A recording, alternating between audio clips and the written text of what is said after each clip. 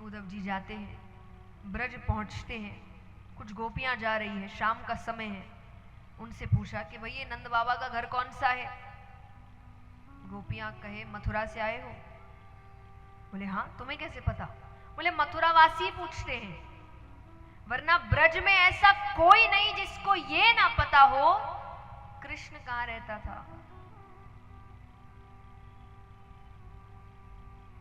तो वो कहते बताओ कहां रहता है? बोले ये जो नीचे जल की धारा, एक पतली सी जल की धारा जा रही थी, बोले इसके साथ साथ जाओ, ये जहां जाकर रुकेगी वो नंद बाबा का घर है। तो जाने लगते हैं। गोपी कहती और सुनो, इसको साधारण जल मत समझना, ये जब से तुम मथुरावासी हमारे कृष्ण को लेकर गए हो तब से नंद बाबा और यशोदा मैया के जो अश्रु जल बह रहे हैं ये वो जल है। वो इतना रोए हैं भगवान के जाने के बाद। जाते हैं, बाहर आवाज लगा रहे हैं, नंद बाबा, ओ नंदराय जी। साधारण सी आवाज आई किसी की, कौन? बोले मैं उद्धव हूं, कृष्ण का मित्र, संदेश लेकर आया हूं।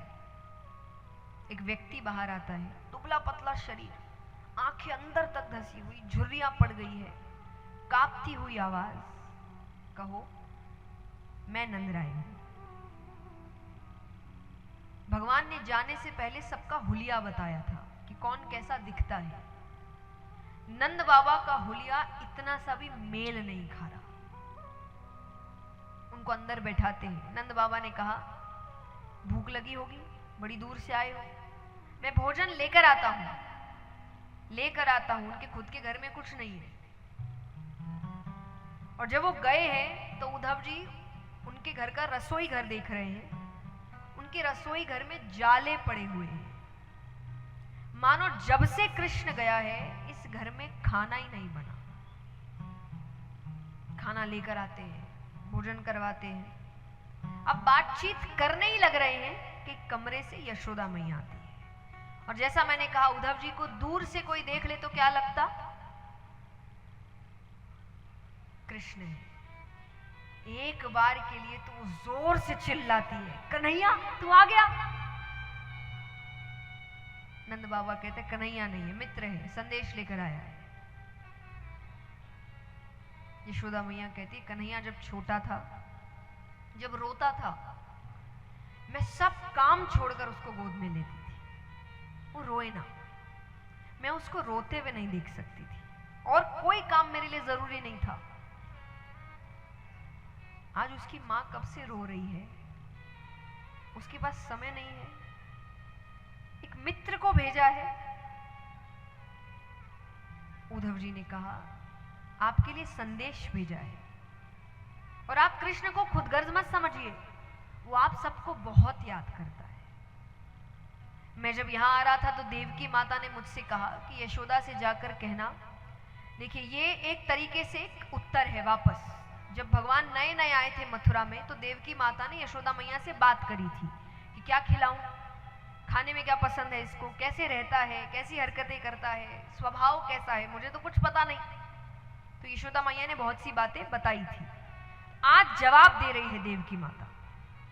देवकी माता ने कहा कि यशोदा धन्य है तेरे लालन पालन, लेकिन तूने कहा था कि तेरा बेटा बहुत चंचल है, बहुत शैतानी करता है, घर के अंदर पैर नहीं रखता, दिन भर बाहर घूमता रहता है। यहां वो घर से बाहर पैर नहीं रखता। चंचलता तो दूर, मैंने आज तक ठीक से कृष्ण को मुस्कुराते हुए नहीं देखा कि खुलकर हंसता कैसे है। तुमने कहा था ये खाने पीने का बड़ा शौकीन है, तुम उसको दिन में 8 बार भोजन कराती हो। अरे मैंने एक दिन इसके लिए गौरस से बनी एक मिठाई बनाई, तो जो कृष्ण थाली को हाथ जोड़कर बैठता था उस दिन थाली छोड़कर चला गया। कमरे में जाकर कहता है उद्धव, देवकी माता से कहना मेरी थाली में गौरस से बनी कोई चीज ना रखे। मुझे यशोदा मैया की याद आती है, वो खिलाती थी मुझे ये सब। इससे ज्यादा यशोदा मैया सुन नहीं पाई, बेहोश हो गई। नंद बाबा उनको उठाकर कमरे में ले जाते हैं। नंद बाबा कहते ये इतनी देर आराम करती है जब तक बेहोश रहती है, वरना ये पागलों की तरह पूरे ब्रज में घूमती है। उद्धव जी को लग रहा है क्यों घूमती है। नंद बाबा कहे वो क्या है ना, हमारा बेटा थोड़ी चोरियां करता था, माखन चुराता था। इसको आज भी लगता है कि वो किसी के घर चोरी करने गया और उस व्यक्ति ने उसको घर में बांध के रख लिया है। ये हर घर जाकर माफी मांगती है, मुझे पता है वो शैतान है, अरे मैं घर पर बांध के रखूंगी, वो किसी का नुकसान नहीं करेगा, इसको वापस कर दो। वृक्षों से कहती है तुमने कन्हैया को देखा क्या, अरे कहां चला गया है। गोवर्धन पर्वत से बात करती है, तुम्हारी तो पूजा कराई थी उससे कहो वो वापस आ जाए। उद्धव जी को अपना काम याद आता है। उद्धव जी कहे बाबा आप बहुत सौभाग्यशाली हैं कि कृष्ण ने आपके यहां लीला करी, लेकिन वो किसी का बेटा नहीं है, वो परम पिता परमेश्वर है। वो लीला करने आया था, करके चला गया। नंद बाबा कहे मैंने तो तुम्हें कोई बहुत समझदार बालक समझा था, तुम तो बड़े साधारण से बालक निकले। क्या कहा, वो किसी का बेटा नहीं, वो भगवान है। अरे भगवान के एक लक्षण नहीं है उसमें। भगवान सबका पेट भरते हैं, हम कहते हैं भगवान किसी को भूखा सोने नहीं देते। जो सबका पेट भरता है वो खुद भूख से तड़प सकता है,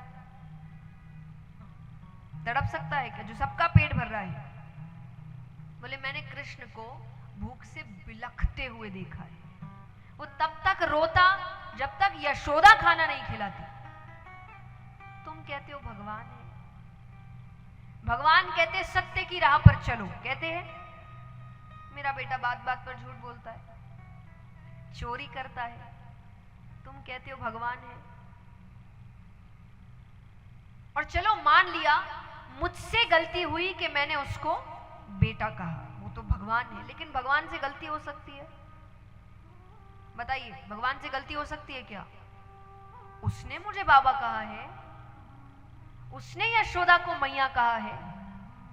जब गोपियां उससे कहती नंद बाबा गोरे, बलदाऊ भैया गोरे, यशोदा मैया गोरी, तू कहां से आ गया, इनका बेटा नहीं है, तो वो क्रोधित हो जाता। यशोदा से आकर कहता कि मैया कह दे जा मरी से कि मैं तेरो छोरो हूं। तुम कहते हो भगवान है। और चलो मैंने मान लिया कि वो भगवान है, तो तुमको लगता है तुम्हारा ये कह देना कि वो भगवान है मेरी विरह वेदना कम कर देगा? विरह वेदना मतलब, विरह वेदना माने बिछड़ने का दुख, जब अलग हो जाते हैं जो पीड़ा होती है उसको विरह वेदना कहते हैं। कि तुमको लगता है कि तुम कह दो वो भगवान है मेरी विरह वेदना कम कर देगा।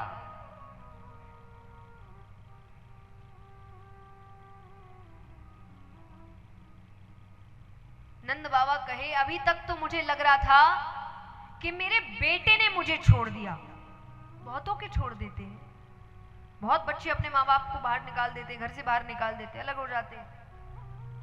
वो कहे अभी तक तो मुझे लग रहा था मेरे बेटे ने मुझे छोड़ दिया, बहुतों के छोड़ देते हैं, लेकिन भगवान तो है, उसके भरोसे रहूंगा, वो मेरी आखिरी उम्मीद है। पर तुमने क्या बता दिया? तुम्हारे ज्ञान के हिसाब से भगवान ही मेरा घर छोड़ के चले गए। इससे ज्यादा बदनसीब घर कोई हो सकता है जिसके घर को भगवान ने छोड़ दिया हो? क्योंकि आज हर ज्ञानी व्यक्ति आपको यही समझा रहा है कि दुनिया में हर कोई आपको धोखा दे सकता है, वो नहीं देगा, वो हर वक्त आपके साथ है।